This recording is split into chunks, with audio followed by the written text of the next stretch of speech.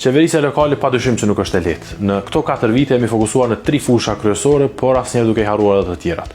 Fusha e parë në cilën kemi punuar shumë është arsimi. Në fushën e arsimit, siç e dini edhe ju, kemi ndërtuar 6 qendra të reja. Kemi gjetur 4, ndërkaq po i bëjmë edhe 6 tjera të reja. Përveç kësaj, nxënësit e shkollës së mjekësisë kemi pasur bashkë me ata të ekonomisë. Për ata kemi filluar ndërtimin e shkollës së të mjekësisë në vlerë prej 3.3 milionë euro. Mbi 2 milionë euro janë bërë investime në renovime, ndërkaq vetëm në shkollën teknike Mehmet Isai janë investuar mbi 1 milion euro, ku përveç investimeve qoftë në infrastrukturë apo në pajisje e kabinete, kemi bërë edhe sigurimin shëndetësor dhe kemi paguar edhe subvencione për të subvencionuar pra punën praktike të nxënësve në vlerë prej 1.000 euro për 208 orë punë praktike. 7 terene sportive, mbi 400.000 euro për 8 laboratore të shkencave, si dhe 480.000 euro subvencione për bursa për të gjithë nxënësit tonë. Përveç kësaj, edhe shëndetësia është një prej fushave të rëndësishme me të cilën jemi marrë shumë. Në fushën e shëndetësisë kemi bërë mbi 2.8 milionë euro investime kapitalin në përgjithësi, duke filluar nga qendra e mjekësisë familjare në lagjen e Arbëria, ku ofrohen mbi 20.000 shërbime në vit, me ndërtimin e ri të qendrës në vlerë prej mbi 320.000 euro.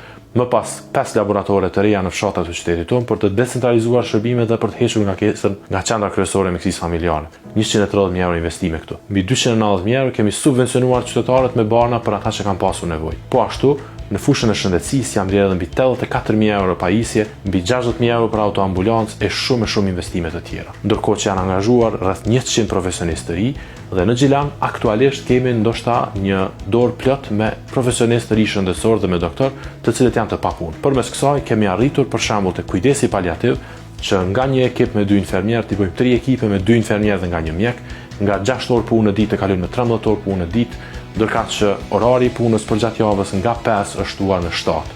Dhe kjo ka nënkuptuar që kemi rritur shumë shërbimin, jo vetëm në kujdesin paliativ, por edhe zgjerimin e shërbime të reja. Më pas, në fushën e bujqësisë, e cila është kujdesi i veçantë edhe nga qeveria, kemi investuar rreth 3 milionë euro deri më tani. Aty kemi përfitues nga 50.000 metra katror për mjedër e 20.000 për boronicë, 24 kilometra rrugë fushore, më pas mbi 3.000 përfitues të grurit, mbi 1.500 përfitues të misrit dhe shumë projekte të tjera deri tek 21.550 metër katror serë që janë shpërndarë gjithsej në komunën tonë. Pas kësaj, në komunën e Gjilanit, ne në vitin 2021 kemi gjetur 15 fshatra pa ujë pijës.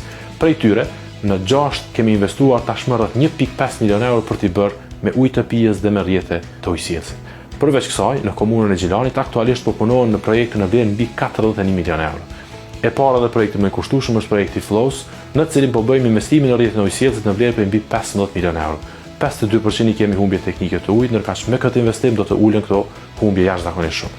Më pas është stadiumi i qytetit në vlerë rreth 13 milionë euro, pas tij është shkolla e mjekësisë në vlerë prej 3.3 milionë euro, palestra e sporteve në Gjilan me 2.8 milionë euro, kemi qendrën për kujdes ditor, kuzhinën humanitare dhe bujtinën për student në vlerë prej 2.5 milionë euro, rrugën Hamdi Kurteshi në vlerë prej 2.4 milionë euro, qendrën në vlerë prej 1.28 milionë euro, si dhe stacioni autobusa në vlerë prej 1 milion euro.